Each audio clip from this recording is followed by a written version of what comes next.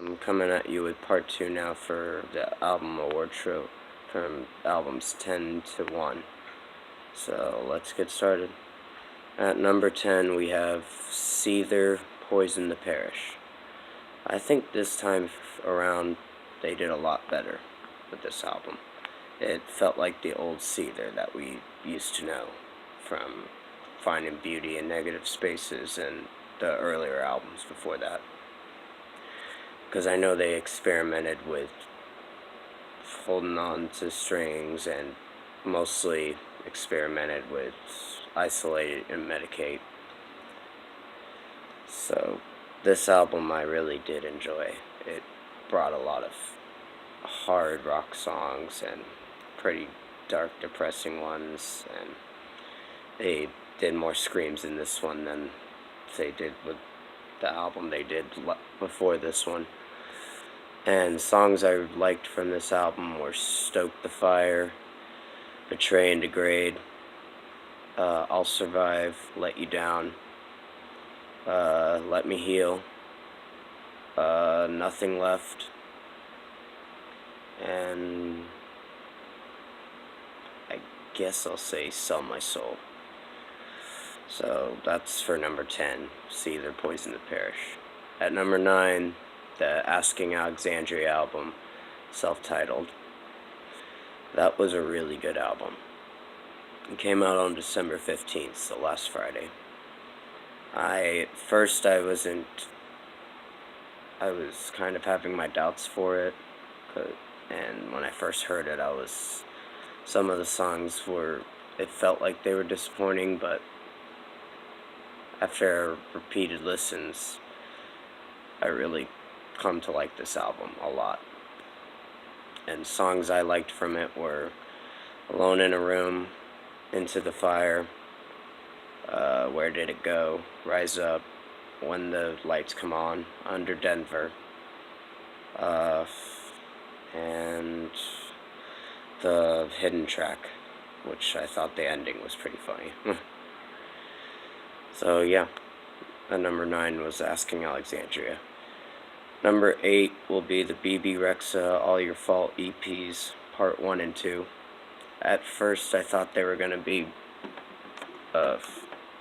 all in one album, but she just released them as EPs.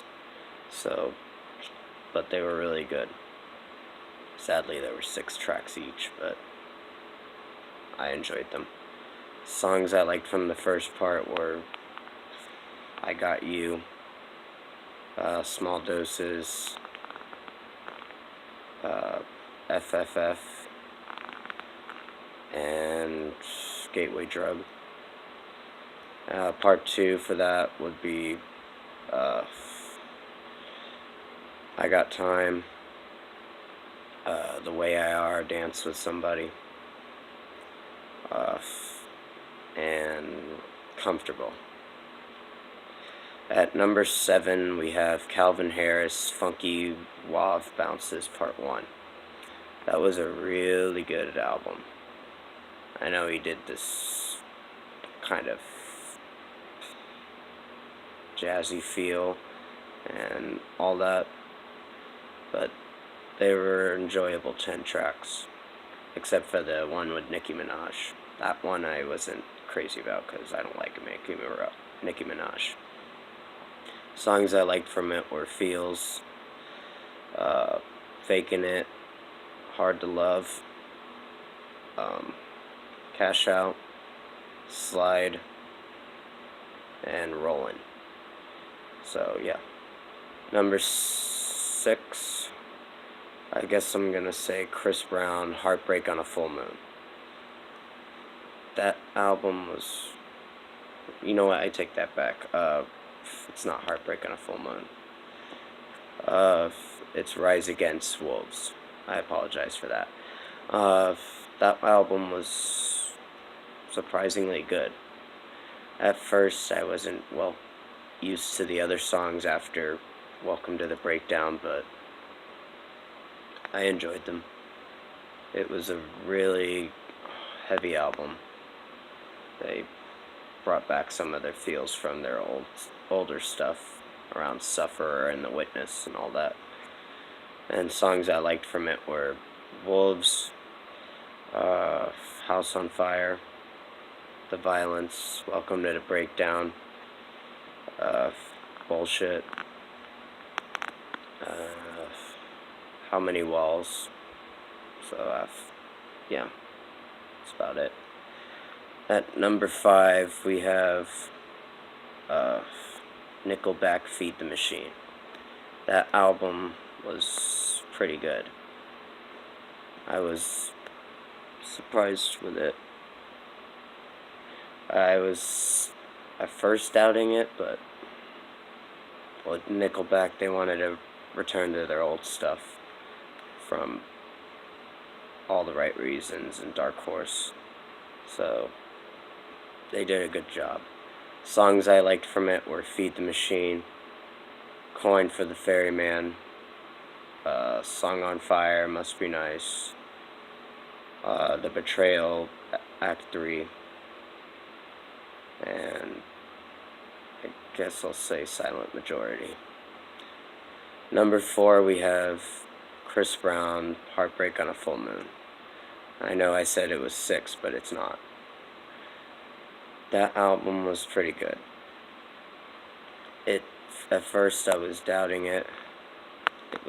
There were a lot of filler songs, which was like a 45 track album, so it was like 160 minutes.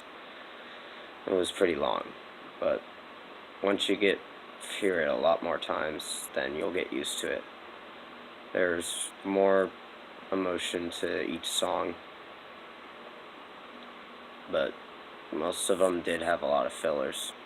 Songs I liked from it were Lost and Found, Heartbreak on a Full Moon, I guess I'll say Party, High End, Paradise, Frustrated, Enemy, If You're Down, and Runaway. At number 3, we have Red Gone. That album I was really excited for, because at first I thought they weren't coming back, but for this album it felt like it was going to be their last album, which I hope it's not. This album was really good. There's more screams that Michael Barnes did for this album, and they experimented with a few new sounds for it, so I enjoyed it. Songs I liked from it were Step Inside the Violence, Still Alive, Losing Control, Gone, Coming Apart,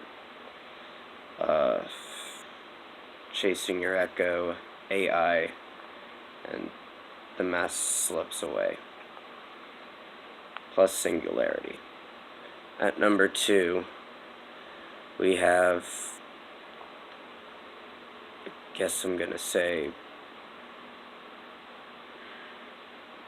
for the last 2, which I was having a hard time deciding which albums were. It was either I put this album for number 2 or add it for number 1. At number 2, I'm going to say Hollywood Undead 5. That album was pretty good. I was going to choose it as Album of the Year, but no. There were a few songs, not a few songs that were bad. They were average, but they really did good this time around. They brought more heavy tracks, and the album was well connected. There's some stuff they put in personally with the 5 senses that they deal with and what they struggle with every day. So, yeah, they really did a good job. Songs I liked from it were California Dreamin', Whatever It Takes, Ghost Beach, Renegade, Black Cadillac, Pray, Put You in the Dirt, Riot, We Own the Night, and Bang Bang. And for the Album of the Year, is going to One OK Rock, Ambitions. That album brought a lot of energy, and I was really amazed with it. So there were some tracks that had pop rock feels, but they were still good. So congratulations, One OK Rock. You're my number one spot for album of the year. Albums, the songs I liked from it were Bombs Away, Taking Off, We Are, Bedroom Warfare, American Girls, I Was King, and Bon Voyage, and Take What You Want. So that's going to wrap up this award show for albums I liked this year. So stay tuned. I should be having a movie award show in a few days or so and releasing it to public. So thank you for watching. Hope you have a Merry Christmas and Happy New Year.